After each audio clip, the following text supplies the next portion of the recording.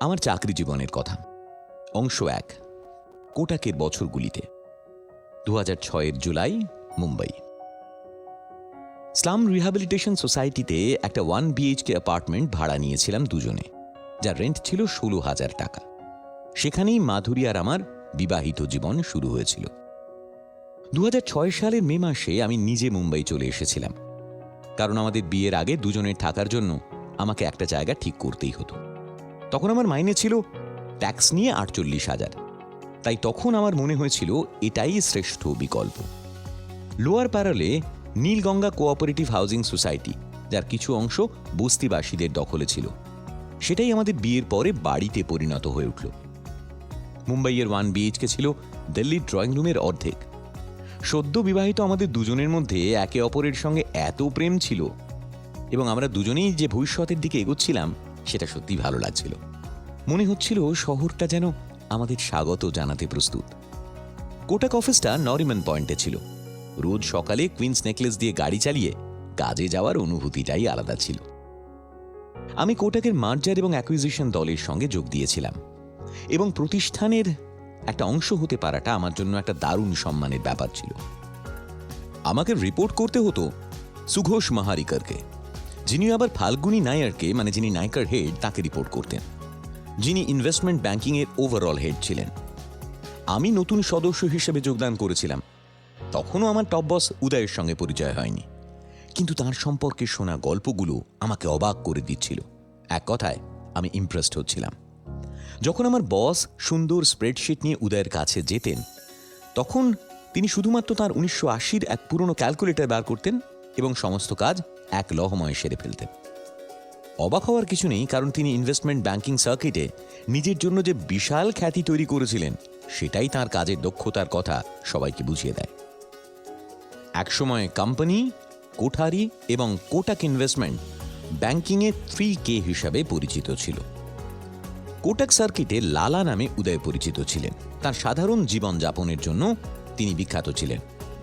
তিনি সাদা নীল ক্যামরি গাড়ির মালিক ছিলেন। তার স্ত্রী সেই দিনগুলিতে একটি স্যান্ট্রো চালাতেন, যেখানে সেই সময় BMW এবং মার্সিডিজ কমন হতে শুরু করেছিল।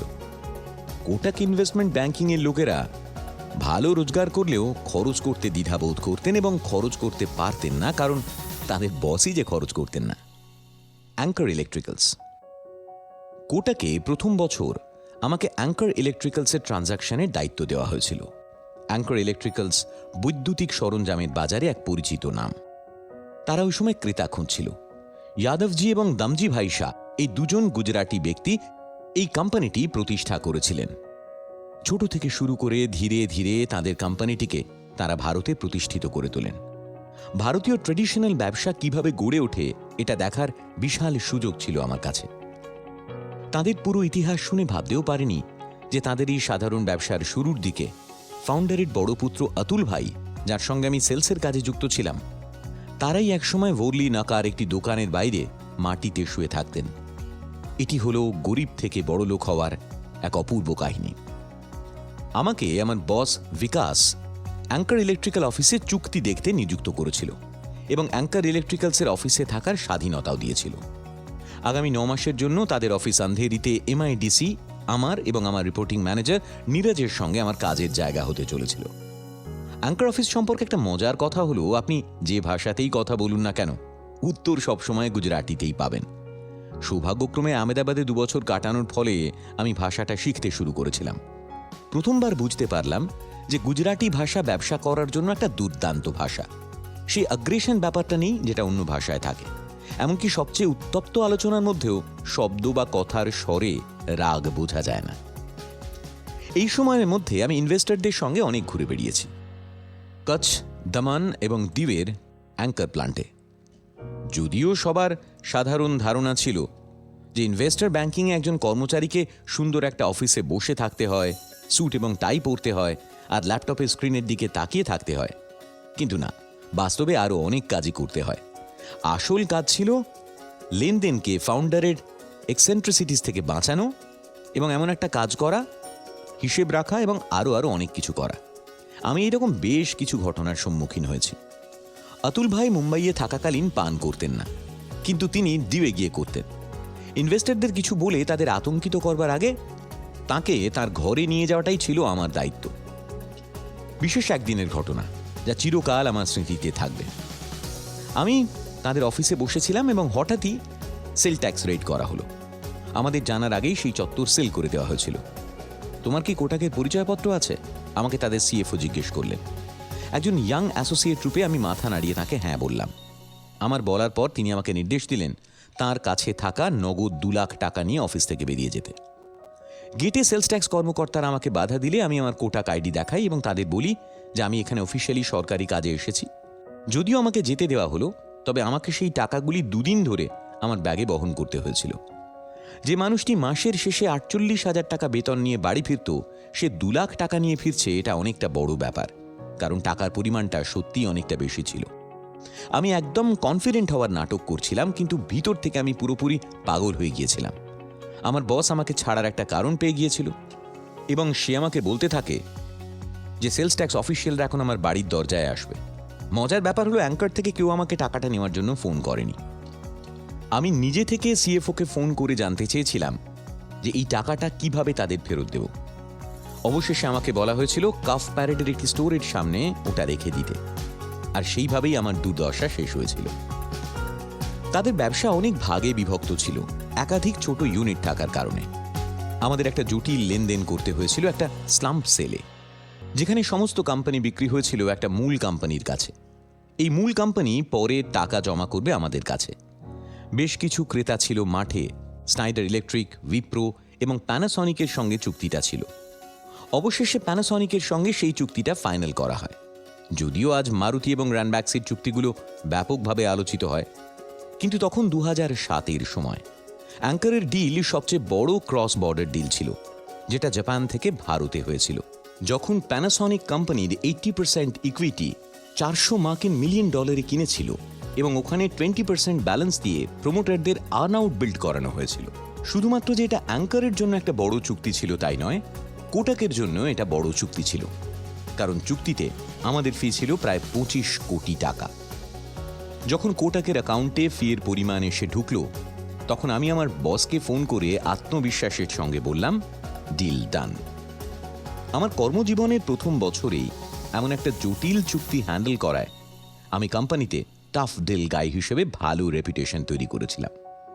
এই ডিল ছাড়াও আমার জন্য এটা একটা দুর্দান্ত বছর ছিল, কারণ আমাকে সেই বছরে 135% বোনাস দেওয়া হয়েছিল, যা আমার মোট রোজগারকে 19 লক্ষ টাকা পর্যন্ত নিয়ে গিয়েছিল সেই বছর। স্পষ্টভাবে আমার রোজগারের বিষয়ে আমার শ্বশুর মশাইকে যা প্রতিশ্রুতি দিয়েছিলাম তার চেয়ে আমি বেশি উপার্জন করে দেখিয়েছিলাম। এবং সেলিব্রেট করার জন্য মাধুরী এবং আমি 3 সপ্তাহের জন্য ইউএস এবং কানাডা ভ্রমণ করার সিদ্ধান্ত নিয়েছিলাম। এটা ছিল আমাদের অনেক লেট হানিমুন, কারণ আমাদের এর আগে সময়ই হয়ে ওঠেনি। মজার বিষয় হলো এটা আমাদের লাইফের সবচেয়ে সস্তা ট্যুর ছিল। 40,000 টাকা মাথা পিছু দিয়ে আমাদের রিটার্ন টিকিট কিনেছিলাম আমি, কারণ 2007 সালের জুনে ডলারের দাম তখন 39 টাকা। আর আমাদের ফেরার পর মাধুরী আলোক ইন্ডাস্ট্রিজ নামে একটা টেক্সটাইল সলিউশন কোম্পানিতে চাকরি পেয়ে গেল। আর সবচেয়ে ভালো ব্যাপার হলো তার অফিস ছিল পেনিনসুলা কর্পোরেট পার্কে। সে তার অফিসে হেঁটেই যেতে পারত পেনিনসুলা কর্পোরেট পার্কে, যা আমাদের বাড়ির ওপারেই ছিল। আর মুম্বাইয়ের মতো মেট্রোপলিস শহরে অধিকাংশ সময় যাতায়াত করতেই চলে যেত। সেই হিসেবে এটা কোনো লাক্সারির থেকে বিন্দুমাত্র কম ছিল না। আমাদের কমফর্ট আরও বেড়ে গেছিল, কারণ রোজগারের জন্য আর একটা হাত যুক্ত হলো। গুরুত্বপূর্ণভাবে মাধুরী এনআইএফটি দিল্লিতে পড়াশোনা করায় এই সংক্রান্ত কাজ করতে বেশ পছন্দ করত। ব্যক্তিগত জীবনেও আমরা দুর্দান্ত সময় কাটাচ্ছিলাম। যদিও আমরা আমাদের পরিবারকে মিস করেছি, ভাগ্যক্রমে আমাদের জন্য মাধুরীর বড় বোন থাকতেন মুম্বাইতে, এবং মালাবার হিলে তাদের বাড়িতে আমাদের প্রায়ই আসা যাওয়া লেগে থাকত। তার স্বামী একটি ব্যবসা চালাতেন এবং সঙ্গে স্টক ট্রেডিংও করতেন, আর সেই দিনগুলোতে প্রচুর অর্থ উপার্জন করেছিলেন। সামগ্রিকভাবে আমরা দক্ষিণ মুম্বাইয়ে একটা সুন্দর মসৃণ জীবন কাটাচ্ছিলাম। আপনারা শুনছেন কুকু এফএম, শুনুন যা মন চায়। স্যুট এবং সুপারবাইক। সেই সময় আমাদের ভাগ্য খুবই ভালো চলছিল। জানুয়ারি 2008 সালে মাধুরী একটা কাজের এক্সিবিশনের জন্য জার্মানির হাইডেলবার্গে যাচ্ছিল, তাই তার আগে আমরা মুম্বাইয়ের একটা মলে যাওয়ার সিদ্ধান্ত নিয়েছিলাম। এই সময় আমি এত সুন্দর বোনাস অর্জন করে নিজের ব্যাপারে ভাবতে চেয়েছিলাম। প্রথমবার আমি আমার জন্য একটা দামি স্যুট কিনলাম। তার সঙ্গে আমাদের একটা রাফেল টিকিট দেওয়া হলো, যার পুরস্কার ছিল একটা সুপার বাইক।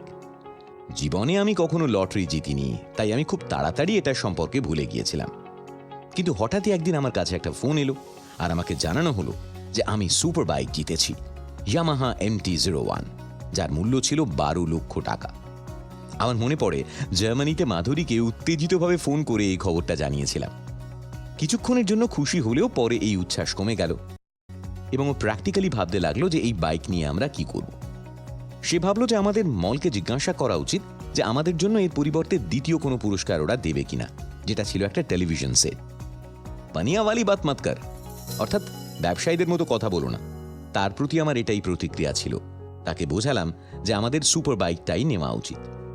মার্ক রবিনসন, যিনি একজন মডেল এবং অভিনেতা, তাকে বলা হয়েছিল বাইক আমার হাতে তুলে দেওয়ার জন্য, কিন্তু বাইক কোথায় চালাবো সেটা বুঝতে পারছিলাম না। তাই আমি মুম্বাইতে কিছু বাইক ডিলার খুঁজে বার করলাম এবং বাইকটা এক পার্সি ভদ্রলোকের কাছে 8 লক্ষ টাকায় বিক্রি করে দিলাম। আমাকে 4 লক্ষ টাকার গিফট ট্যাক্স দিতে হয়েছিল এবং এখনও আমার রোজগার হিসেবে হাতে ছিল কড়কড়ে 4 লক্ষ টাকা। ওই স্যুটটা আমাকে 15 গুণেরও বেশি রিটার্ন এনে দিয়েছিল। একজন তরুণ ইনভেস্টর ব্যাংকার হিসেবে আমি অনেক ইন্ডাস্ট্রিকে ভালো করে বোঝার জন্য কঠোর পরিশ্রম করছিলাম আর খুব তাড়াতাড়ি একটা নতুন সেক্টরে কাজ করার সুযোগ পেয়েছিলাম। কোটাকের দ্বিতীয় বছরে আমি রিয়েল এস্টেট ক্লায়েন্ট রুস্তমজির জন্য অর্থ সংগ্রহ করার কাজ পেয়েছিলাম। আমি ক্লায়েন্টের সঙ্গে 1 বছরেরও বেশি সময় কাটিয়েছিলাম। আমি সেখানে শিখছিলাম এই ইন্ডাস্ট্রির সূক্ষ্মতা এবং একটি সান অ্যাপোলো রিয়েল এস্টেট ফান্ড থেকে ওনার জন্য অবশেষে $60 মিলিয়ন রেজ করি। এই ডিলে তাঁরা এতটাই খুশি ছিলেন যে রুস্তমজির প্রতিষ্ঠাতারা আমাকে আমার ডেডিকেশনের কারণে একটা অফার দেন, একটা 1000 কোটি টাকার টাউনশিপ প্রজেক্টের সিইওর ভূমিকার প্রস্তাব দেন, যেটা ছিল সত্যিই একটা বড় প্রকল্প। তখন আমার বয়স মাত্র 26 বছর। আমি প্রস্তাবটা নিইনি, তবে আমার কাছে এটা গুরুত্বপূর্ণ ছিল যে আমি আমার ক্লায়েন্টের কাছ থেকে সম্মান অর্জন করেছি এবং আমার কাজ তাদের কাছে অনেক প্রশংসা অর্জন করেছে। এই সময়ের মধ্যেই কোটাকে আমার বছর শেষের বোনাসটা অতিরিক্ত ছিল, কিন্তু আমার ফিক্সড স্যালারি 8 লক্ষ টাকা থেকে বেড়ে 14 লক্ষ টাকায় পরিণত হয়েছিল এবং তারপরেই কিছু ইন্ডাস্ট্রি মুভমেন্টের কারণে সেটা দ্রুত 16 লক্ষ টাকাকেও ছাপিয়ে গিয়েছিল। জিএম ফিনান্সিয়াল থেকে বিচ্ছিন্ন হওয়ার পর মর্গান স্ট্যানলি সেই সময় বাজারে প্রবেশ করেছিল। প্রায় একই সময় মেরিল লিঞ্চও ডিএসপি থেকে স্বাধীন হয়েছিল। কোটাক স্পষ্টভাবে এই কোম্পানিগুলোর জন্য একটা বড় শিকার ছিল। যদিও আমার অনেক সহকর্মী এদিক ওদিক শিফট করেছিল, তবে আমি সেটা করার প্রয়োজন অনুভব করিনি, কারণ আমি শুধু ভালো টাকাই পাচ্ছিলাম না, কোটাক ভালো এমপ্লয়ার ছিল, যেখানে রাজনীতি নয়, একজনের কাজই তার হয়ে শেষ কথা বলে। দ্বিতীয় বছরের শেষে 16 লক্ষ টাকার বেতনের ভিত্তিতে আমি 32 লক্ষ টাকা বোনাস হিসেবে পেয়েছিলাম। আমার মনে আছে আমি আমার বাবা মাকে ফোন করে এটা বলেছিলাম, আর তাঁরা এই খবর শুনে খুব খুশি হয়েছিলেন।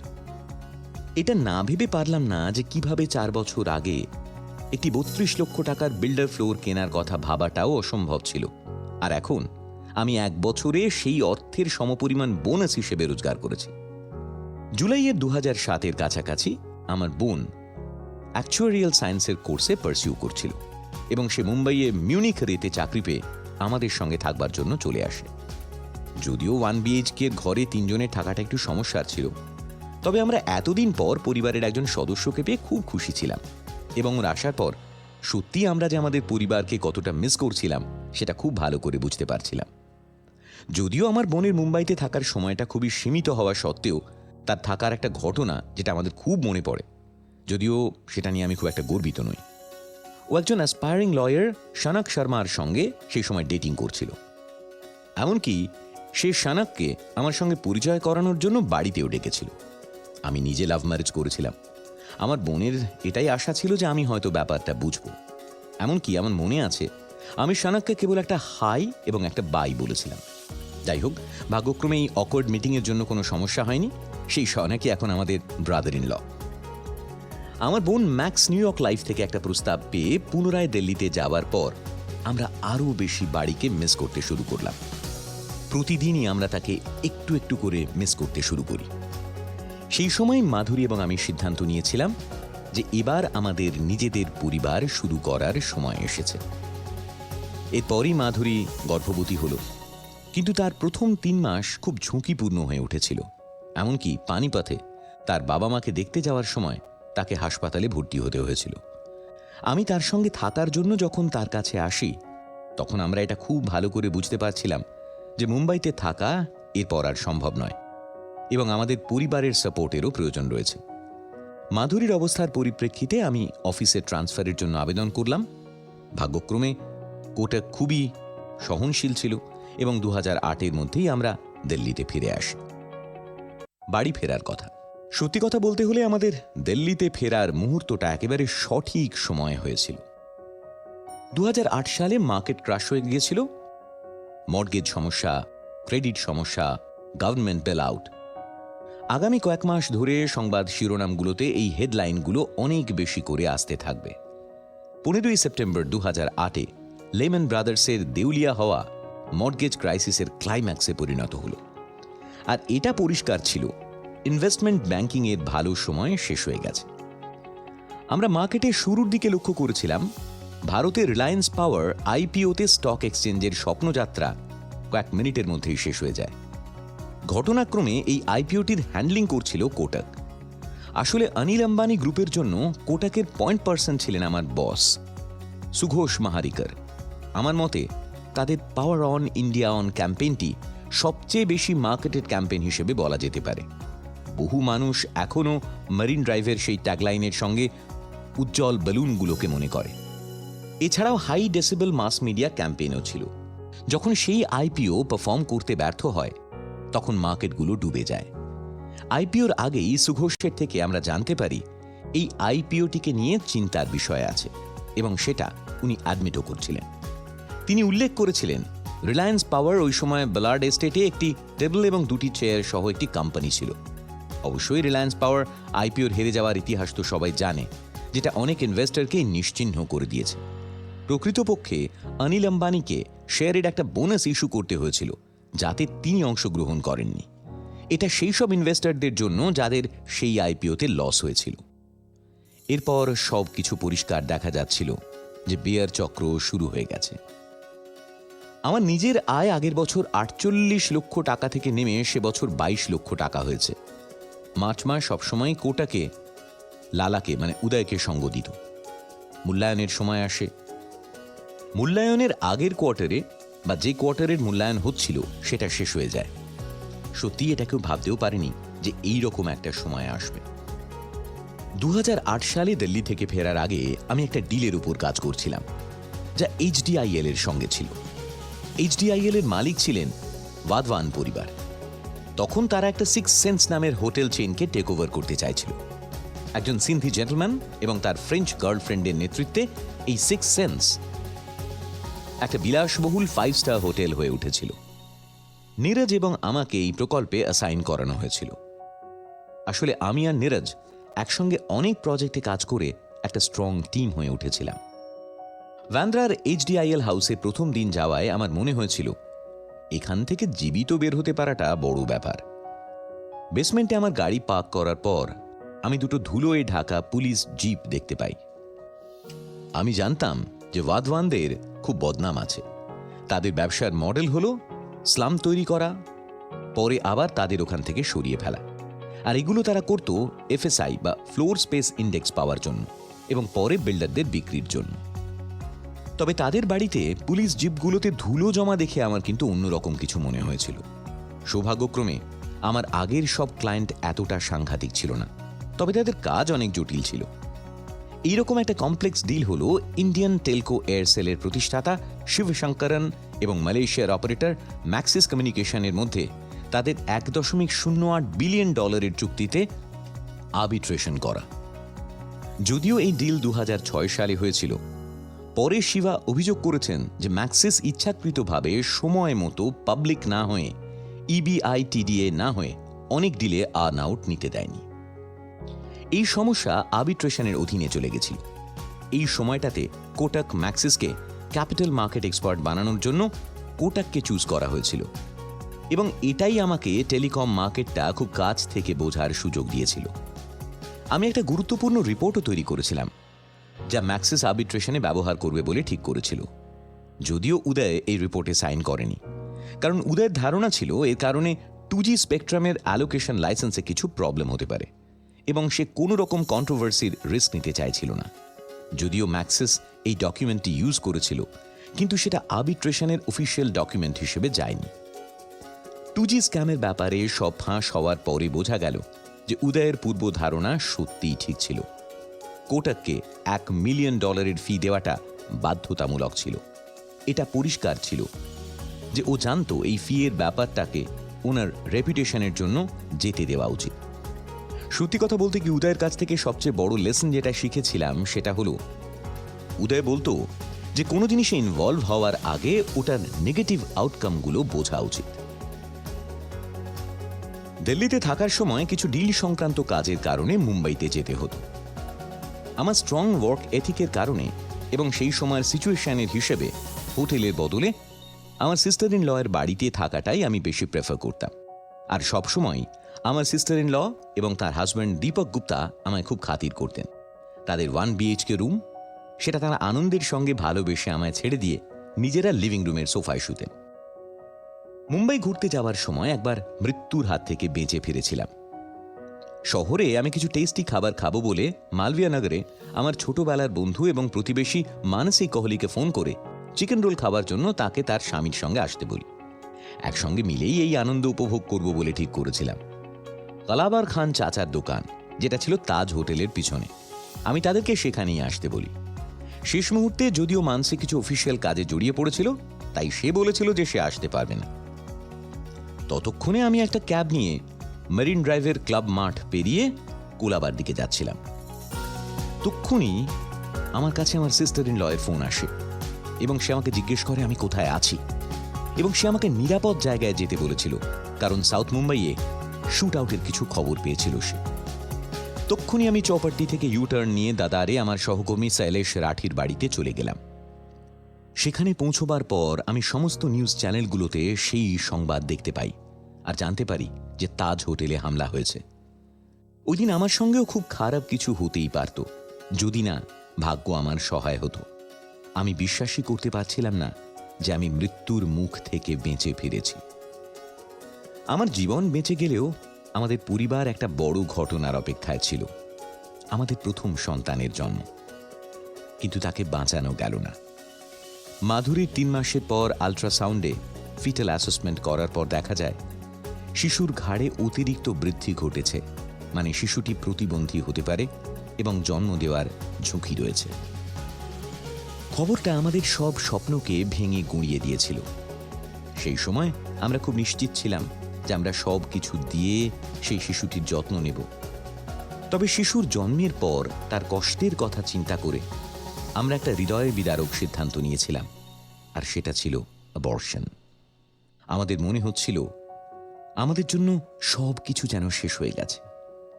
অবশ্যই খারাপ সময়েও ঈশ্বর আমাদের হাত ছাড়েননি।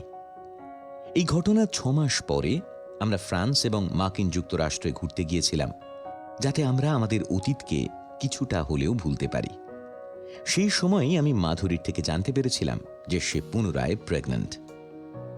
তবে প্রথম 3 মাস আমরা মুখ বুজে অপেক্ষা করছিলাম, নিজেদের আনন্দ উপভোগ করার অনুমতি দিইনি। প্রথম আল্ট্রাসাউন্ডের পরে আমরা হাঁফ ছেড়ে বেঁচেছিলাম। আমাদের পুত্র অভিযুক্ত গ্রোভার 2010 সালের 5ই ফেব্রুয়ারি জন্মগ্রহণ করে, আর সে আমাদের জীবন বদলে দিয়েছিল। আসলে এই একই সময় গ্রোভারদের মধ্যে 4 প্রজন্ম, মানে আমার দাদু, যিনি 96 বছর বয়স পর্যন্ত বেঁচে ছিলেন, আমার বাবা, আমি এবং আমার ছেলে একই ছাদের নিচে আমাদের মালভিয়ানগরের বাড়িতে থাকছিলাম। জীবনটা যেন সত্যি আবার ধন্য হয়ে গেল। Challenging assignment. কাজের ফ্রন্টে আমি আমার সেরাটা দিতে থাকি এবং একাধিক জটিল অ্যাসাইনমেন্টের অংশীদার হয়ে তাতে রীতিমতো ভালো পারফর্ম করি। আমি মনে করি যে ডিএলএফ ডিএএল মার্জার ডিলটা করছিলাম সেটার সবচেয়ে বেশি চাহিদা ছিল। ডিএলএফ আইপিওর আগে 2007 সালে ঘটে যাওয়া গ্রুপের অ্যাসেটগুলোতে ডিএলএফ অ্যাসেটস লিমিটেডের স্ট্যান্ডার্ড চার্টার্ডকে প্রমোটার এবং ইনভেস্টররা কিনে নিয়েছিল। তাই আইপিওর আগেই অনেকটা রেভিনিউ তারা কালেক্ট করেছিল। বলতে গেলে এটাও একটা কারণ ছিল ডিএলএফ আইপিওর সফল হওয়ার পিছনে। 2009 সালে রিয়েল এস্টেটের মার্কেট খুবই খারাপ অবস্থায় ছিল। ডিএলএফ স্টকগুলো যা 400 টাকার উপরে লিস্ট হয়েছিল এবং একসময় যেটা 1200 টাকা পর্যন্ত পৌঁছেছিল, সেটা হঠাৎ করে প্রায় 100 টাকা প্রতি শেয়ারে নেমে গিয়েছিল। এর মধ্যে একটা কারণ এটা ছিল যে অ্যানালিস্ট কমিউনিটি মনে করেছিল প্রমোটারদের লিজড অ্যাসেট কেনা উচিত হয়নি, সমস্ত লিজড অ্যাসেট গ্রুপের ভিতরেই থাকা উচিত, কেননা এখানেই সবচেয়ে বেশি ক্যাশ ফ্লো হয় এবং এই ক্যাশ ফ্লোকে ডেভেলপমেন্টের কাজে ব্যবহার করা উচিত। সুতরাং 2009 সালে ডিএলএফ অ্যাসেটকে ডিএলএফ লিমিটেডের সঙ্গে মার্জ করার জন্য প্রস্তাব দেওয়া হয়েছিল। এটা একটা ক্যাশলেস ট্রানজ্যাকশন ছিল। ডিএলএফ শেয়ার হোল্ডারদের সঙ্গে মার্জ করে প্রমোটাররা তাদের এনলিস্টেড ডিএলএফ লিমিটেড হোল্ডিং বাড়ানোর সুযোগ পাবেন। একটা রিলেটেড পার্টি ট্রানজ্যাকশন হওয়ার কারণে এই প্রসেসে লিড করার জন্য 3টে ব্যাংককে অ্যাপয়েন্ট করা হয়েছিল, যাদের মধ্যে একটা হলো কোটাক। যেহেতু আমি রিয়েল এস্টেট সেক্টরকে ভালোভাবে অবজার্ভ করেছিলাম এবং আমি দিল্লিতে ছিলাম, সেই জন্য আমাকে ম্যান্ডেট দেওয়া হয়েছিল। এই ট্রানজ্যাকশনে অনেক ভালো কিছু শেখার সুযোগ পেয়েছিলাম ক্ষমতাশালী ব্যক্তিত্বদের সঙ্গে ডিল করার মধ্যে দিয়ে, যাদের মধ্যে একজন ছিলেন রমেশ সাঙ্কা। এমনকি আমার সঙ্গে সাঙ্কার কতগুলো বিষয় মতের অমিল ছিল, কারণ তিনি চেষ্টা করছিলেন এই ডিলের মাধ্যমে প্রমোটারদের অনেকটা সুবিধা করে দিতে। সময় আমরা ডিএলএফ দলের সঙ্গে অনেকটা কথা কাটাকাটিতে জড়িয়ে পড়েছিলাম। এটা এমন একটা পর্যায়ে পৌঁছেছিল যে সাঙ্কা আমার সুপার বস ফাল্গুনী নায়ারকে ডেকে বলেছিলেন, যদি আপনার লোক এইরকম ব্যবহার করতে থাকে তাহলে কোটাককে এই ডিল থেকে বার করে দেওয়া হবে। তবে আমি প্রাউড ফিল করছিলাম এইটা ভেবে যে আমার কথায় দম ছিল, যা আমি ইনভেস্টরদের ভালোর জন্য ব্যবহার করছিলাম। স্ট্রাকচার ওয়াইজ দেখতে গেলে এটা সবচেয়ে শক্ত ডিলগুলোর মধ্যে একটা ছিল। এক্সিকিউট করার জন্য ডিএলএফ অ্যাসেটগুলোতে ডিই শ এবং স্ট্যান্ড চার্টের ইনভেস্টমেন্ট ছিল, যারা নিজেদের টাকা রিটার্ন নিয়ে এক্সিট করতে চাইছিল। পরিবর্তে অ্যাসেটগুলোকে লিস্টেড কোম্পানিতে ট্যাক্স এফিশিয়েন্ট করতে হতো। আমার এখনো মনে পড়ে সেই ফাইনাল বোর্ড মিটিং, যেখানে মার্জ হওয়ার বিষয়টা বিস্তারিতভাবে আলোচনা করা হয়েছিল। চেয়ারম্যান রাজীব সিং প্রস্তাবিত মার্জার রেশিওতে একদমই খুশি ছিলেন না এবং তিনি বোর্ড মিটিংয়ে বিরোধিতা করেছিলেন, আর অন্য সবাই এর জন্য চুপ করেছিল। একবার মার্জার রেশিও ঠিক হয়ে গেলে স্টক মার্কেটে ডিলটা অ্যানাউন্স করার জন্য যে ড্রাফটটা লিখতে হতো তা আমার কম্পিউটারেই তৈরি করা হয়েছিল। সেখানে রাজীব সিং এবং অমরচাঁদ ও মঙ্গলদাস ল ফার্মের সিরিল শ্রফ উপস্থিত ছিলেন। আমি এইরকম একটা জটিল চুক্তি সম্পাদনা করায় আমার বসেরা আমার দক্ষতার উপর অত্যন্ত সন্তুষ্ট হয়েছিলেন। এই ডিলের পরেও আমি ডিএলএফ পরিবারের জন্য একটা ডিল করেছি। এই ডিলটি পিয়া সিং তার ভাই রাজীব সিংকে প্রায় 900 কোটি টাকার মূল্যে শেয়ার বিক্রি সম্বন্ধীয় ছিল। শেয়ারের মূল্য ছিল শেয়ার প্রতি 240 টাকা এবং এটি স্টক এক্সচেঞ্জে একটা ব্লক ডিল হিসাবে পাবলিশ করা হয়েছিল। আমার মনে আছে এক সন্ধ্যায় পিয়া সিং এর অফিসে গিয়েছিলাম তাকে জানাতে যে পরের দিন কততে তার শেয়ারের মূল্য বিক্রি হচ্ছে। আমি যে আত্মবিশ্বাস দেখিয়েছি তার জন্য আমি একমাত্র ব্যক্তি যাকে তিনি চূড়ান্ত অনুমতি দেবেন। আমার যেমন একদিকে রিয়েল এস্টেটের কাজ নির্দ্বিধায় চলতে থাকে, ঠিক তেমনি অন্যদিকেও ব্যাঙ্গালোর বেসড প্রেস্টিজ এস্টেটের আইপিওতেও আমার কাজ চলতে থাকে। এটা ছিল আমার চতুর্থ বড় real estate deal. Irfan Razzak নামের এক ভদ্রলোকের দ্বারা প্রতিষ্ঠিত এই কোম্পানি মেরিল লিঞ্চ ও কোটাককে কাজের জন্য রিক্রুট করেছিল। আমি ইরফান রাজ্জাক এবং তাদের সিইওর সঙ্গে প্রচুর ট্রাভেল করেছিলাম হংকংয়ে রোড শো দেখার জন্য। নারিমন পয়েন্টে ওবেরয় হোটেলে অ্যাঙ্কার ইনভেস্টরদের জন্য একটা মিটিং হয়েছিল, যেখানে 20টি ব্যাংকার এবং আইপিও টিম উপস্থিত ছিল। মিস্টার রাজ্জাকের আমার উপর পূর্ণ বিশ্বাস থাকায় তিনি ঠিক করেছিলেন যে সবাই তাদের পরামর্শ দিতে পারবেন ঠিকই, কিন্তু আশনিরের ইমেইল আইডি থেকে যে লিস্টটা আসবে সেটাই ফাইনাল বলে ধরা হবে। আমার মনে হয় যে একটা জিনিস যেটা আমার পক্ষে কাজ করেছে সেটা শুধুমাত্র প্রেস্টিজ গ্রুপের সঙ্গে নয়, বরং আমার সমস্ত ক্লায়েন্টদের সঙ্গে কাজ করার ক্ষেত্রে, সেটা হলো আমি কখনো ব্যবসার উপরে কোনো জাজমেন্ট রাখিনি। আমি বিভিন্ন ক্লায়েন্টদের সমস্যার সমাধানের সময় স্পেসিফিক কিছু উপায় তাদের জানিয়েছি। বিভিন্ন ধরনের ইন্ডাস্ট্রির সঙ্গে আমার পরিচয় হওয়ায় আমার অনেকটা সাহায্য হয়েছিল, যেটা আমাকে মার্কেটের ব্যাপারে অনেক কিছু নিখুঁতভাবে বুঝতে শিখিয়েছিল। গুরুত্বপূর্ণভাবে আমার হাতে যে ডিলগুলো ছিল সেটা খুব সহজ ছিল না। যেখানে উদাহরণ হিসেবে একটা এমএনসি অন্য একটা এমএনসিকে বিক্রি করছিল এবং সব কিছু প্রথম থেকে মোটামুটি ঠিকঠাক জায়গাতেই ছিল। একটা আইপিও এক্সিকিউট করার সময় আমাকে প্রায় কোম্পানির সিএফওর সমান কাজ করতে হয়েছিল, এইটা নিশ্চিত করতে যে আমি ক্লায়েন্টের সমস্যাগুলোর সমাধান করতে পারি।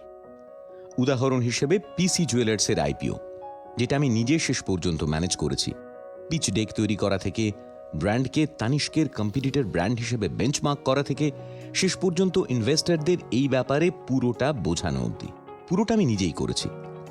আমি পিসিজের ফাউন্ডার বলরাম গর্গের সঙ্গে নিউ ইয়র্ক, বোস্টন এবং সান ফ্রান্সিসকো ঘুরেছি এবং অনেক ইনভেস্টরদের কাছে পিচ করেছি। অনেক বছর পর যখন আমি ভারত পেয়ে শুরু করতে গিয়েছিলাম, অনেক লোক আমার ফান্ড সংগ্রহের ক্ষমতার জন্য আমার প্রশংসা করেছিল। এটা এমন একটা স্কিল যা এই ধরনের অনেক ট্রানজ্যাকশন করার পর তবেই আয়ত্তে এসেছে।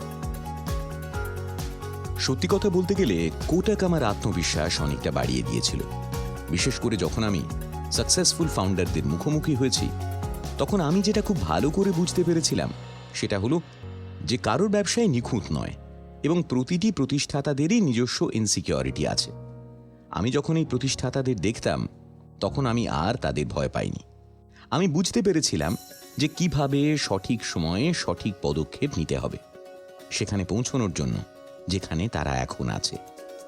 যেমন আমি মেরিল লিঞ্চ, সিটি ব্যাংক, মর্গান স্ট্যানলির মতো গ্লোবাল কোম্পানিগুলোর সঙ্গে অনেকগুলো ডিলের মাধ্যমে কাজ করেছি এবং এখানে আমার দেখার ভঙ্গি এমন ছিল যেন আমরা সবাই খুবই ইনসিডেন্টাল।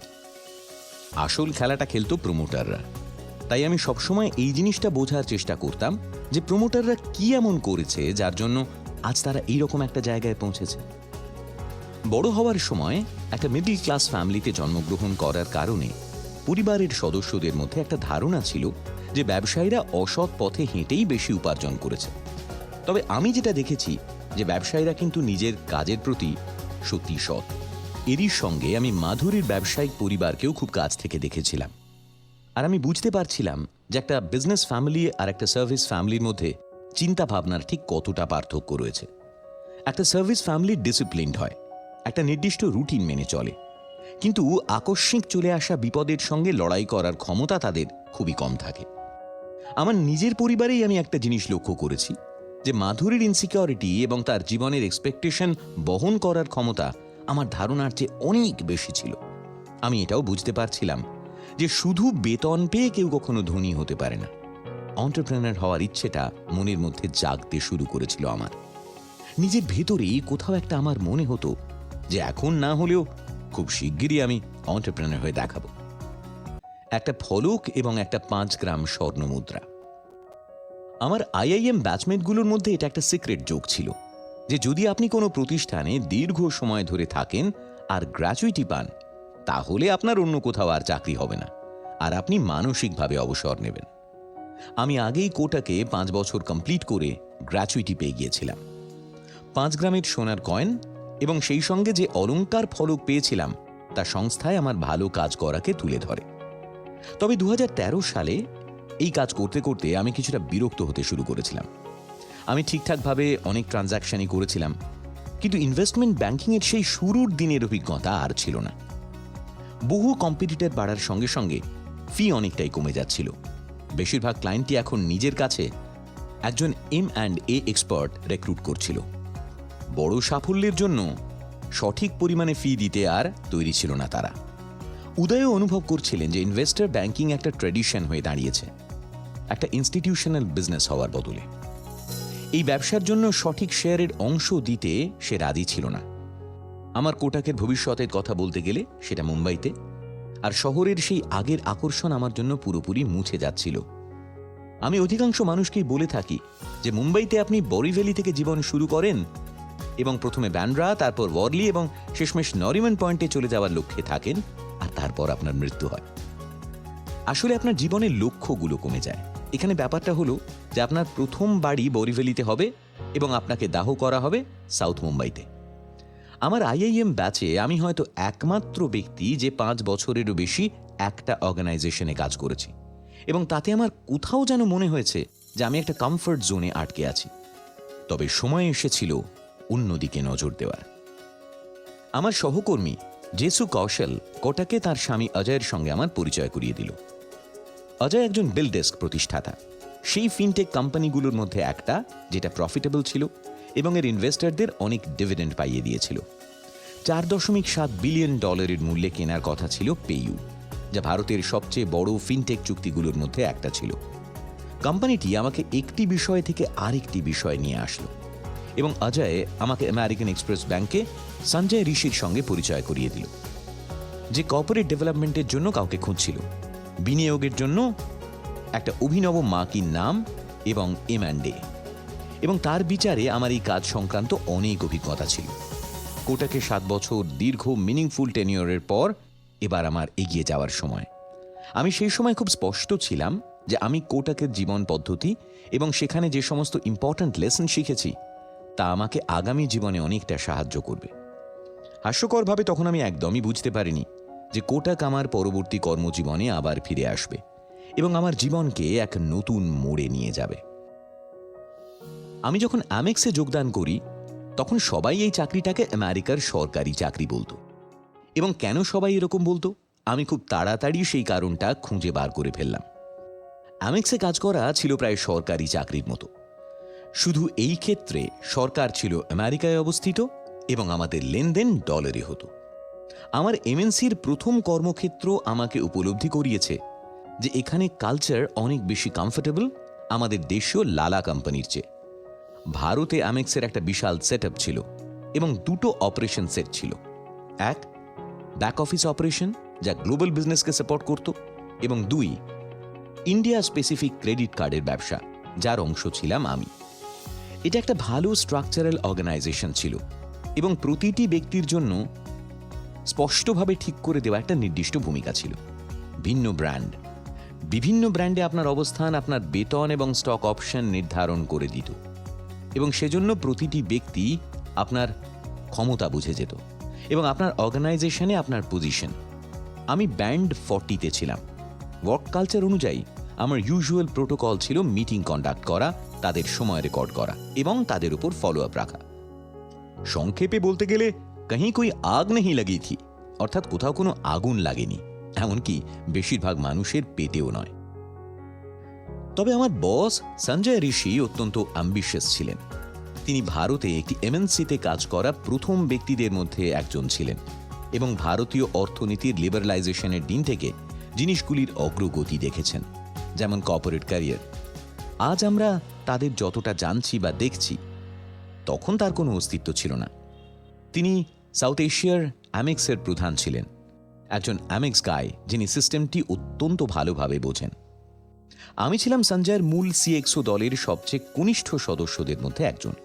আমার অবস্থান ছিল সঞ্জয়ের অফিসের ঠিক বাইরে, তাই সংগঠনের বাকিরা আমাকে সঞ্জয়ের চোখের মণি হিসাবে দেখত।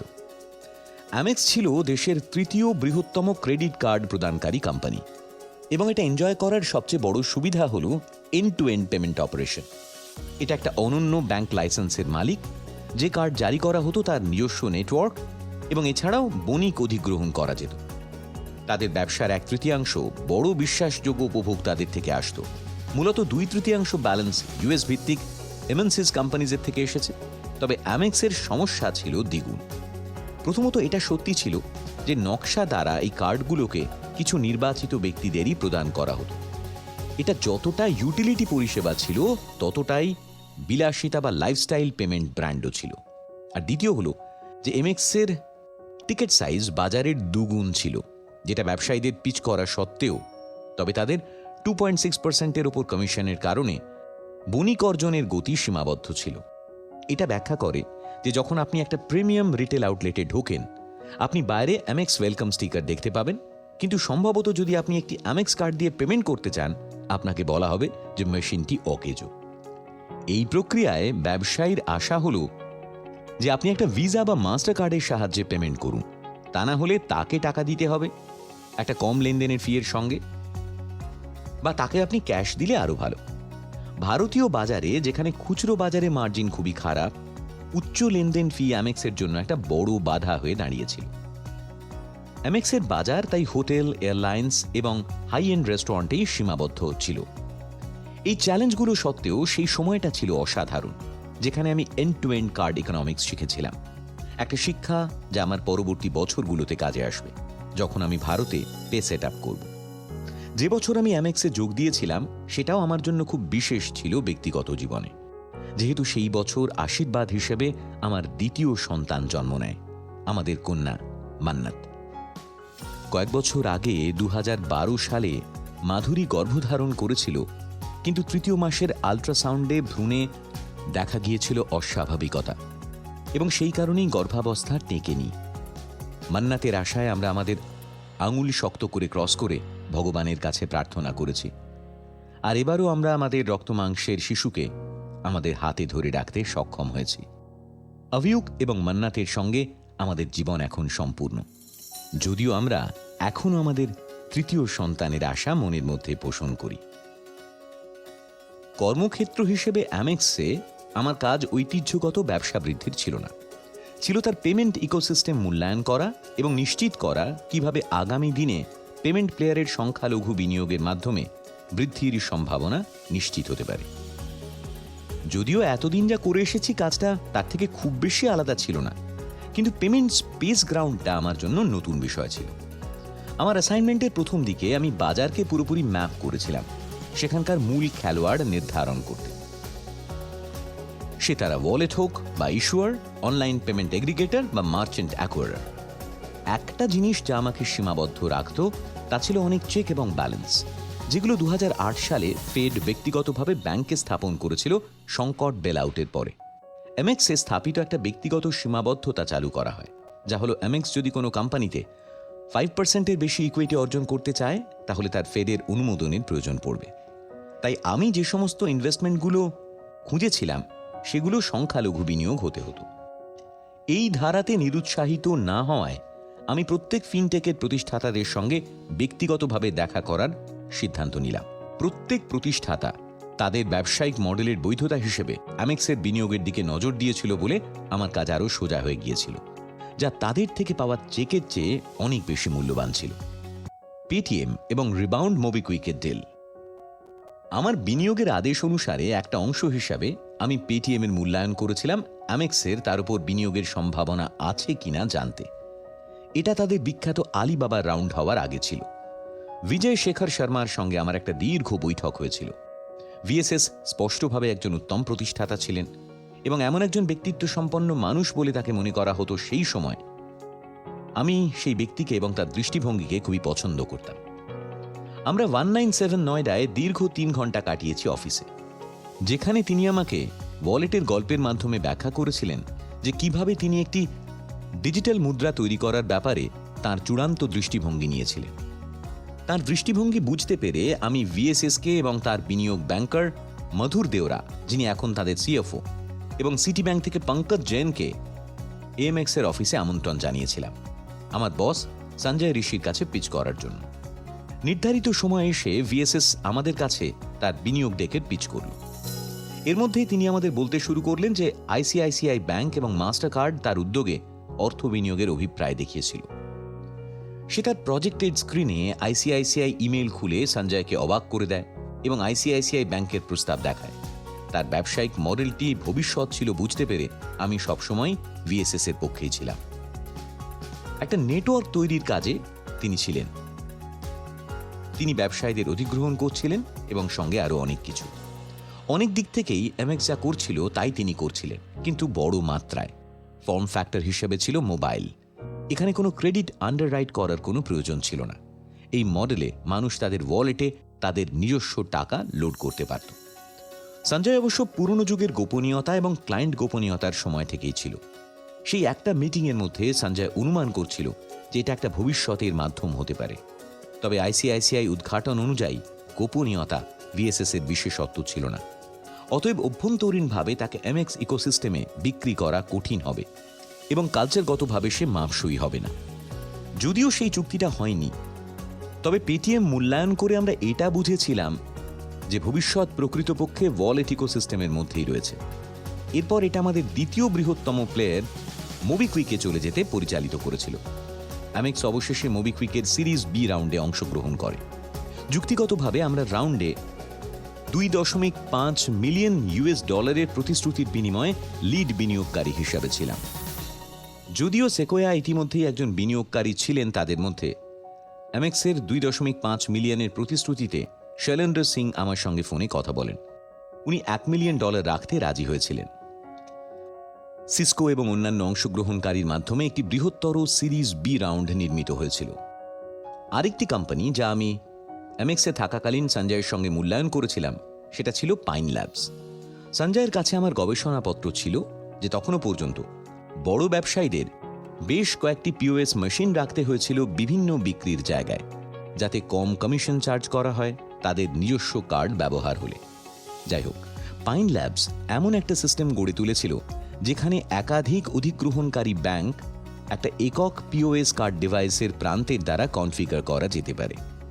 ব্যাকএন্ডে যাতে লেনদেন হয় সেজন্য একটা নিয়ম নির্ধারণ করা হয়েছিল, যাতে লেনদেনটা আকাঙ্ক্ষিত ব্যাংককে বেছে নিতে পারে।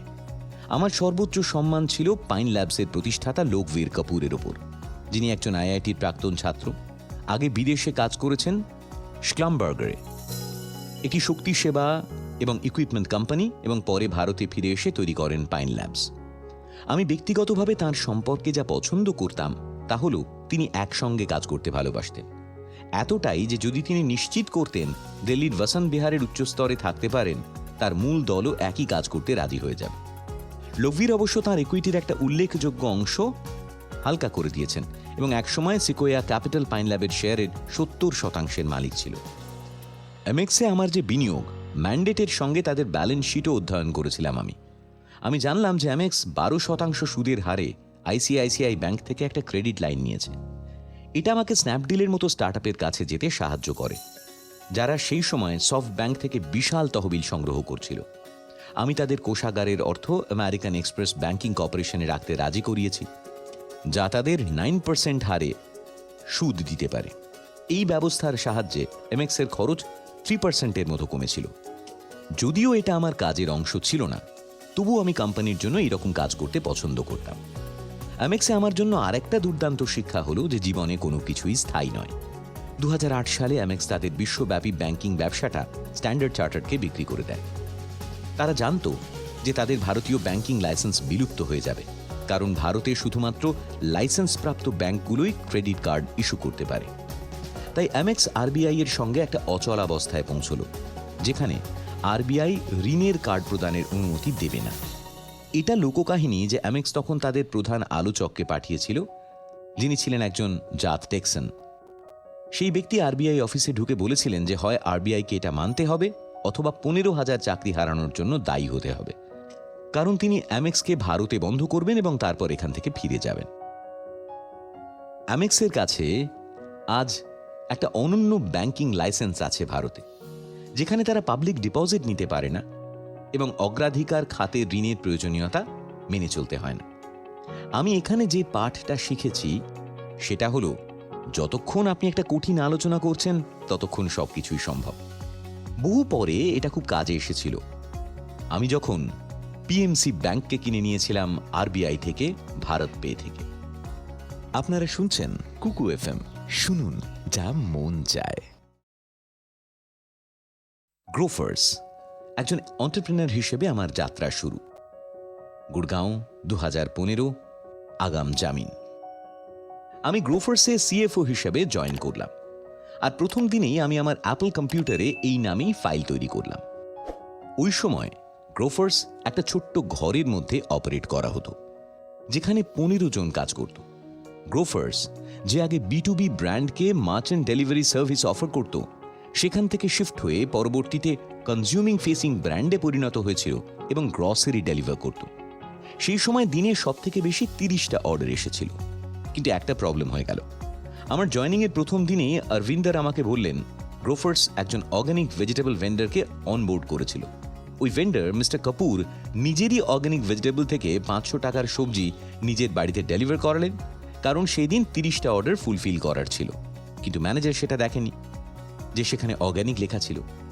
তাই সে একজন রেগুলার ভেন্ডারের ভেজিটেবল তুলে সেই অর্ডারটা ফুলফিল করেছিল। এই কারণেই মিস্টার কাপুর রেগে গিয়েছিলেন। এই জিনিসটাকে ভুল ডেলিভারি হিসেবে সে দেখেনি, দেখেছিল একটা ফ্রড হিসেবে। সমস্যা এতটাই বেড়ে গেছিল যে পাশের গ্রেটার কৈলাস পুলিশ স্টেশনে কেস করা হয়েছিল। ভাগ্যের এমনই খেলা যে সেই সময় সেই বিল্ডিংয়ে থাকতেন তৎকালীন finance minister Arun Jaitley. Mister কাপুরের অ্যাড্রেস ফাইন্যান্স মিনিস্টারের কাছে থাকায় পুলিশ একটুও দেরি করেনি। ইন্ডিয়ান পেনাল কোড 420-র আন্ডারে গ্রোফার্সের দুজন ডিরেক্টর অলবিন্দর সিং এবং তার কো ফাউন্ডার সৌরভ কুমারের উপর ফ্রড কেস দেওয়া হয়েছিল। অলবিন্দর চেয়েছিলেন এই ম্যাটারটা আমি আমার হাতে নিই আর সেটা সলভ করি। আমার ব্রাদার ইন ল সৌনক একজন ক্রিমিনাল ডিফেন্স লয়ার ছিল, যার কারণে আমি প্রথমেই এই কেসটি তার কাছেই নিয়ে যাওয়াটা ঠিক বলে মনে করেছিলাম। সে খুব দ্রুত অলবিন্দর আর সৌরভকে সাকেত কোর্ট থেকে অ্যান্টিসিপেটরি বেল পাইয়ে দিয়েছিল। তারা বেল পাওয়ায় তাদের মানসিক শান্তি ফিরে এসেছিল, কিন্তু টেকনিক্যালি এটার মানে ছিল যে পুলিশ তাদের অ্যারেস্ট করার 7 দিন আগে তাদের জানাবে, তারপর পুলিশ তাদের অ্যারেস্ট করতে পারবে। সমস্যাটার আরও সমাধানের প্রয়োজন ছিল। আমি কাপুরের সঙ্গে কথা বলে এর কারণ জানবার চেষ্টা করেছি, কিন্তু খুব তাড়াতাড়ি বুঝতে পেরেছিলাম যে তার রাগ শুধু ভুল শাকসবজি ডেলিভারি করবার জন্য নয়। তার ছেলে আইসে অর্গানিক নামে একটা কোম্পানি তৈরি করেছিল এবং এটা গ্রোফার্সের অনেক আগে শুরু হওয়া সত্ত্বেও এটা বিনিয়োগকারীদের আকর্ষণ করতে ব্যর্থ হয়েছিল। এখন যেহেতু তাকে একজন বিক্রেতা হিসেবে গ্রোফার্সের সঙ্গে যুক্ত হতে হয়েছিল, সেটাকে খুব ভালোভাবে নেয়নি। এটা স্পষ্ট ছিল যে বিষয়টাকে সে এত সহজে ছেড়ে দেবে না। যেহেতু একটা মামলা দায়ের করা হয়েছিল, তাই এটা শুধুমাত্র হাইকোর্ট বাতিল করতে পারে। সৌনক আমাকে হাইকোর্টের একজন লয়ারের সঙ্গে যোগাযোগ করিয়ে দেয়, যিনি দিল্লির নীতিবাগে প্র্যাকটিস করতেন। একজন চালাক পাঞ্চু লয়ার, যিনি তাঁর পাঞ্জাবি ভাষায় আমাকে কনফার্ম করেছিলেন যে এটা খুব ছোট একটা মামলা এবং তিনি এটাকে মিটিয়ে দেবেন। আমার মনে হলো তার আরও ডিটেলস হয়তো চাই, কিন্তু তার জবাবে কনফার্ম ছিল, গ্রোভার সাবজি চড্ডে মিটি পাও, মে রফা দফা করবা দেনা হ্যাঁ। কিন্তু তিনি হয় ঠিক করে প্রস্তুত ছিলেন না, অথবা তিনি অতিরিক্ত আত্মবিশ্বাসী ছিলেন। নির্দিষ্ট তারিখে হাইকোর্ট মামলা বাতিলের প্রস্তাবকে খারিজ করে দিয়েছিল। আমার কাজের জীবনে প্রথমবার আমি অনুভব করেছি যে আমি এমন একজনকে হতাশ করেছি যিনি আমার প্রতি তার ভরসা রেখেছিলেন। যাই হোক, অলবিন্দর দ্রুত আমাকে গোপাল সুব্রমণিয়ামের ছেলে গিরি সুব্রমণিয়ামের সঙ্গে যোগাযোগ করিয়ে দিয়েছিল। অবশ্যই সুব্রমণিয়াম একজন ফেমাস লয়ার হওয়ার পাশাপাশি ভারতের সলিসিটর জেনারেল হিসেবে কাজ করেছেন। গিরির অ্যাডভাইসে আমরা মামলাটি অন্য একজন সিনিয়র আইনজীবী মিস্টার শেট্টিকে দিয়েছিলাম। স্ট্র্যাটেজি এটাই ছিল যে আমাদের মামলাটিকে আবার হাইকোর্টে নিয়ে যাওয়া, তারপর এটি আবার রিজেক্ট করা। রিজেক্ট হওয়ার পর আমাদের সামনে সুপ্রিম কোর্টে যাওয়ার পথ খুলে যাবে। প্ল্যান অনুযায়ী বাতিল করা মামলাটি আরও একবার শুনানির জন্য রাখা হয়েছিল এবং আবার রিজেক্ট করা হয়েছিল, যার জন্য আমরা সুপ্রিম কোর্টের দরজায় পৌঁছতে পারি। এই স্টেজে আমি গিরিকে রিকোয়েস্ট করলাম আমরা যদি তার বাবাকে জিজ্ঞাসা করতে পারি সুপ্রিম কোর্টে আমাদের কেস প্রেজেন্ট করার জন্য। সেই সময় ওনার মাপের সিনিয়র লয়াররা কেস লড়বার জন্য প্রায় 7.5 লক্ষ টাকা চার্জ নিতেন। এটা একটা বিশাল লিমিট ছিল ফিস দেওয়ার জন্য, কিন্তু আমরা কোনো ঝুঁকি নিতে চাইনি। আমার মনে আছে যখন বিখ্যাত লয়ার গোপাল সুব্রমণিয়াম প্রাণবন্তের সঙ্গে আমার দেখা হলো এবং আমি যখন তাকে পুরো ব্যাপারটা এক্সপ্লেন করলাম, তখন তার রিয়াকশনে তিনি 15 মিনিট ধরে পাগলের মতো হেসেছিলেন। তিনি বললেন এটা বিশ্বাস করা খুবই কঠিন যে এই ধরনের একটি মামলা সুপ্রিম কোর্টে নিয়ে যাওয়া হচ্ছে। অনেকক্ষণ হাসার পর তিনি আমাকে জিজ্ঞেস করলেন যে কোর্টে মামলাটি নিয়ে যাওয়া হচ্ছে সেখানকার বিচারকের নাম কি। এই প্রশ্নের উত্তরে আমি তাকে যে নামটি বলেছিলাম সেটি হলো জগদীশ সিং খেহার। এবং এই প্রসঙ্গে বলে রাখি, যিনি ভবিষ্যতে ভারতের 40তম প্রধান বিচারপতি হয়েছিলেন। এই নামটি শুনেই আমায় ওয়ার্নিং দিয়ে বলা হয়েছিল এই কেসের রায় যে কোনো দিকে যেতে পারে। নির্দিষ্ট তারিখে আমরা দেশের হাইকোর্টে উপস্থিত ছিলাম। 500 টাকা দামের সবজিকে নিয়ে যে মামলার জন্য একাধিক হাইকোর্টেরও শুনানি দেখে নিলাম। আমাদের মামলাটি 14 নম্বরে এন্ট্রি করা হয়েছিল। 14 তারিখ ছিল আমার জন্মদিন এবং আমার লাকি নাম্বার, এবং আমি সত্যিই ঈশ্বরের কাছে প্রার্থনা করেছিলাম যে সেই দিনটা যেন একটা শুভ দিন বলে প্রমাণিত হয়। সত্যি কথা বলতে কি, যদিও এটা সম্ভব বলে মনে হয়নি, যেহেতু আমাদের সামনে লিস্টের প্রথম 13টা মামলা 2 মিনিটের মধ্যেই অত্যন্ত বাজেভাবে খারিজ হয়ে গেছিল। প্রতিটা মামলার নাম্বার ডাকার পরে একটা স্পষ্ট শব্দ ছিল যা আমি শুনছিলাম, জানাবো। ডিফেন্স লয়ার কাস্টমারের কাছে এক্সপ্লেইন করার পর বিচারকের থেকে মামলার ফাইলটি খারিজ হয়ে যাওয়ার পরিণতি ধাক্কাধাক্কিতে দাঁড়ায়, যা ব্যাপারটাকে মামলা খারিজ হওয়ার দিকে নিয়ে যায়। সত্যি কথা বলতে গেলে এই 500 টাকার মামলাটা আমার গলার কাঁটা হয়ে উঠেছিল। মামলা নাম্বার 14 জন্য রায় অবশ্য জানাবোর রেশ ধরে করা হয়নি। তার বদলে গোপাল সুব্রমণিয়াম একটি দাবির সঙ্গে শুরু করেছিলেন যা বিচারকের দৃষ্টি আকর্ষণ করেছিল। এটা ছিল আমার কর্মজীবনের সবচেয়ে ইন্টারেস্টিং মামলা। এই বলে তিনি কন্টিনিউ করলেন এবং একটা উদাহরণ দিলেন। স্যার, রাস্তার পাশের দোকানদারটি যদি আপনাকে একটা আম বিক্রি করে এই বলে যে সেই আমটি মিষ্টি, আর আপনি আমটি খাবার পর যদি বুঝতে পারেন যে আমটি মিষ্টি নয়, তাহলে কি সেটা মামলাযোগ্য হবে? আমাদের বিচার ব্যবস্থা কি এই ধরনের মামলার জন্য আটকে থাকবে? তিনি দ্রুত ব্যাখ্যা করতে গিয়েছিলেন, যদি কোনো ভদ্রলোক ওই এক খাবার পর দাবি করেন যে তিনি ঠকেছেন, তবে তার দাবি কতটা সঠিক, অর্থাৎ প্রতারণার মামলাটির আদৌ কোনো যুক্তিসঙ্গত ব্যাখ্যা আছে কিনা সেটা বুঝতে হবে। মূলত তিনি টেকনিক্যাল লজিক ব্যবহার করে এই বিষয়টির প্রতি দৃষ্টি আকর্ষণ করেছিলেন যে পুলিশ এই ক্ষেত্রে প্রপার্টি সবজির রক্ষণ করেনি। গুরুত্বপূর্ণভাবে তাঁর স্পষ্ট বক্তব্য ছিল, সুপ্রিম কোর্টের এই স্তরে আইনের ব্যাখ্যার ভিত্তিতে রায় দিতে হবে, শুধু মামলার যোগ্যতার ভিত্তিতে নয়। তিনি এই বিষয়টাই সঠিক ছিলেন যে সেখানে এমন কোনো মাল ছিল না যা প্রমাণ করতে পারে যে শাকসবজি অর্গানিক ছিল কিনা এবং সেই ফ্রড সত্যিই ঘটেছে কিনা। বিচারক তাঁর যুক্তিটি নোট করেন এবং এফআইআরটিকে বাতিল করে মামলাটিকে খারিজ করা হয়। এটি আলাদা ব্যাপার যে আমাদের টানা 18টি মাস কাটাতে হয়েছে 500 টাকার মামলা লড়তে গিয়ে, এবং আমরা 25 লক্ষ টাকারও বেশি খরচ করেছি সেটার সুরাহা করতে। কিন্তু মজার বিষয় হলো 18 মাসের এই মধ্যবর্তী সময়ে আমি যতগুলো অর্গানাইজড ফান্ড রেজিং মিটিংয়ের ব্যবস্থা করেছি সেগুলির শুরুতে এই মামলার ব্যাখ্যা দিয়েই শুরু করতে হয়েছিল। US 420, 400রও বেশি গ্রোফার্স প্রতিষ্ঠাতাদের উপর। গ্রোফার্সের দায়িত্ব এমনভাবে ভাগ করা হয়েছিল যে প্রোডাক্ট এবং টেকনিক আলভিন্দার দ্বারা পরিচালিত হয়েছিল। অপারেশনগুলি সৌরভের তত্ত্বাবধানে করা হয়েছিল। যখন কমার্শিয়াল, রেগুলেটরি এবং ফিনান্সিয়াল সবকিছুই আমার জুরিসডিকশনের অধীনে ছিল। যখন আমি সিএফও হিসেবে মনোনীত হয়েছিলাম, তখন আমার যোগদানের প্রথম দিন থেকে আমি থার্ড কো-ফাউন্ডার হিসেবে যুক্ত হয়েছিলাম। মিস্টার কাপুর এই দৃষ্টান্তমূলক সবজি মামলার সম্পর্কে ব্যস্ত থাকার পাশাপাশি গ্রোফার্সে প্রথম 9 মাসের কাজগুলো অপরিষ্কারভাবে অতিক্রম করে গেলেন। এদিক থেকে যেমন আমরা প্রতি সপ্তাহে নতুন একটি শহরে এটিকে বাড়াচ্ছিলাম, অন্যদিকে একই সঙ্গে আমাদের কয়েকটি ফান্ড রেজিং রাউন্ড চলতে থাকে। সিরিজ এ রাউন্ডে টাইগার এবং সেকোয়া থেকে অংশগ্রহণ করতে দেখা গিয়েছিল, যার প্রতিটির মার্কেট ভ্যালু $5 মিলিয়ন, অর্থাৎ টোটাল $35 মিলিয়ন মূল্যের ছিল।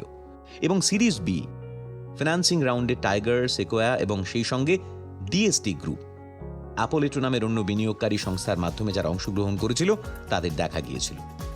তারপর আমি সিরিজ সি রাউন্ড শুরু করি, যেখানে আমরা শুধু এই বিনিয়োগকারীদেরই নয় বরং সফট ব্যাংককেও মোট $120 মিলিয়ন ফাইন্যান্সিংয়ের মাধ্যমে হাত মেলাতে দেখেছি। আলবি এবং আমি একটি স্ট্রং টিম ছিলাম। যখন ফান্ড রেজিংয়ের জন্য মার্কিন যুক্তরাষ্ট্রে যাওয়ার কথা আসে, তখন আলবি নিজেই এটি করার প্রতি আগ্রহ দেখায়।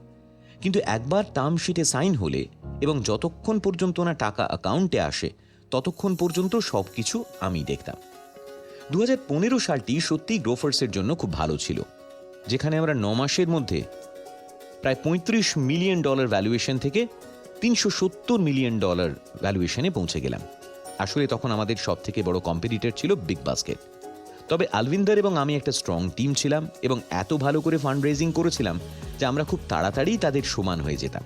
এই বিষয়টা নতুন ছিল না যে বিগ বাস্কেটের ব্যবসাটা আমাদের চেয়ে দ্বিগুণ বড় ছিল এবং তাদের সোর্সিংও আমাদের থেকে ভালো ছিল। তারা আমাদের চেয়ে ডেভেলপমেন্টের দিকে বেশি রিসোর্স কাজে লাগাচ্ছিল, অর্থাৎ সোর্সিং ক্ষমতা বেশি, সুতরাং তাদের লাভের মার্জিনও আমাদের চেয়ে বেশি ছিল। তবে তারা ওল্ড স্কুল ছিল, তাদের টেক এতটা ভালো ছিল না। গভীরভাবে ভাবলে দেখা যায় গ্রোফার্স এবং বিগ বাস্কেটের স্কিল কমপ্লিমেন্টারি ছিল। যদি তাদের রিটেলকে ভালো বলা হয়, তাহলে আমাদের টেক এবং ডিজিটাল মার্কেটিংকে ভালো বলতেই হবে। যদি তাদের ওয়্যারহাউসিংয়ে স্মার্ট বলা হয়, তো আমরা লাস্ট মাইল ডেলিভারিতে ভালো ছিলাম। যদি ওরা সাউথ ইন্ডিয়াতে এগিয়ে থাকে, তো আমরা নর্থ ইন্ডিয়াতে এগিয়েছিলাম। এটা একটা সাধারণ জোম্যাটো, সুইগির গল্প ছিল এবং এক্ষেত্রে আমরা দ্রুত গতিতে ফান্ড রেজ করছিলাম, যেটা বিগ বাস্কেট করতে পারছিল না। সিরিজ এ এবং বি রাউন্ডের মধ্যে আলভিন্দার আমাকে একটা নতুন অঞ্চলে কোম্পানিটি ফ্লিপ করতে বলেন। এই ক্ষেত্র হলো সিঙ্গাপুর। এর একাধিক কারণ ছিল, তবে জনপ্রিয় পারসেপশন, মানে যেটা ট্যাক্স সেভিংস সংক্রান্ত হয়, সেটা অবশ্যই এর কারণ নয়। প্রথমটা ছিল যে কোম্পানিটা ভারতের বাইরে অবস্থিত হলে ইনভেস্টররা এই ধরনের 500 টাকার কেসের জন্য বোর্ড অফ ডিরেক্টরসে বসতে ভয় পাবেন না। ইন্ডিয়ান লতে যখন দায়িত্ব নিয়ে কথা হয়, তখন এক্সিকিউটিভ ডিরেক্টর আর অন্যান্য ডিরেক্টরদের মধ্যে কোনো তফাৎ করা হয় না। যে কেউ কোম্পানির বিরুদ্ধে মামলা করতে চাইলে তাকে কোম্পানির রেজিস্ট্রার থেকে কোম্পানির ডাইরেক্টরদের নাম সিলেক্ট করতে হবে। সিঙ্গাপুরে শেয়ার হোল্ডিং এগ্রিমেন্টকে প্রেফারেন্স শেয়ার্স এবং ডিবেঞ্চার্সে স্ট্রাকচার করার জন্যও বেশি ফ্লেক্সিবিলিটি দেওয়া হয়। এছাড়াও ভারতে মাল্টি ব্র্যান্ড রিটেলে এফডিআই রেস্ট্রিকশনসের জন্য ঘন ঘন আনপ্রেডিক্টেবল চেঞ্জেসের কারণে 2011 সালে ফ্লিপকার্টকে সিঙ্গাপুরে এক্সটার্নালাইজ করা হয়েছিল। আলভিন্দারের মনে হয়েছিল পরে যদি মার্জারের সম্ভাবনা থাকে এবং গ্রোফার্সকেও যদি এক্সটার্নালাইজ করা হয় তাহলে কমপ্লিকেশন কম থাকবে। মিউচুয়াল কন্ট্যাক্টস থেকে আমাকে একজন ট্যাক্স এক্সপার্ট হর্ষল কামদারের কাছে নিয়ে যাওয়া হয়েছিল, যিনি সেই সময় পিডব্লিউসিতে কাজ করতেন। ট্যাক্সেশন এবং স্ট্রাকচারিংয়ের ক্ষেত্রে একজন অত্যন্ত দক্ষ মানুষ। তিনি আগেও এইরকম বহু এক্সটার্নালাইজে কাজ করেছিলেন। তার ইনপুট নিয়ে আমরা ভারতীয় এন্টিটির মতো হুবহু একটা শেয়ার হোল্ডিং স্ট্রাকচার মেনটেন করে সিঙ্গাপুরে একটা কোম্পানি তৈরি করলাম। আর সমস্ত শেয়ার হোল্ডাররা তখন গ্রোফার্স ইন্টারন্যাশনাল প্রাইভেট লিমিটেডের শেয়ার্স নমিনাল ভ্যালুতে সাবস্ক্রাইব করল। ওই সময় আমাকে একটা চ্যালেঞ্জ ফেস করতে হয়েছিল, যেটা জোম্যাটোর দীপিন্দর গোয়ালের শেয়ার সম্পর্কিত ছিল, যিনি গ্রোফার্সে 60 লক্ষ টাকা বিনিয়োগ করেছিলেন। যদিও বাকি শেয়ার হোল্ডাররা ভারতের বাইরেও অর্থ উপার্জন করেছিলেন এবং তাদের ফরেন অ্যাকাউন্ট ছিল এবং তারা তাদের ফান্ডস ফরেন অ্যাকাউন্টে ট্রান্সফার করতে পারতেন, গোয়ালের ক্ষেত্রে কেসটা সেম ছিল না। তাই এখন চ্যালেঞ্জ হলো তাকে শেয়ারগুলি অ্যালোকেট করা। আমরা আলভিন্দারের একজন আত্মীয়, যিনি ইউএস রেসিডেন্ট ছিলেন, তাকে শেয়ার সাবস্ক্রাইব করালাম এবং তারপর গিফট ডিডের মাধ্যমে দীপেন্দরের নামে হস্তান্তর করলাম। এইভাবেই এই সংস্থা তৈরি করা হয়েছিল সিঙ্গাপুরে, যার নাম রাখা হলো গ্রোফার্স ইন্টারন্যাশনাল প্রাইভেট লিমিটেড। আরও একটা খুবই জটিল ট্রানজাকশন ছিল, বিশেষ করে আমাদের ওই হাজার হাজার এগ্রিমেন্টকে এন্ডোর্স করতে হতো, যেগুলোকে ছোট শপকিপার্সদের জন্য তৈরি করা হয়েছিল। আমি এই সম্পূর্ণ প্রসেসটি 2 মাসের মধ্যে কমপ্লিট করেছিলাম।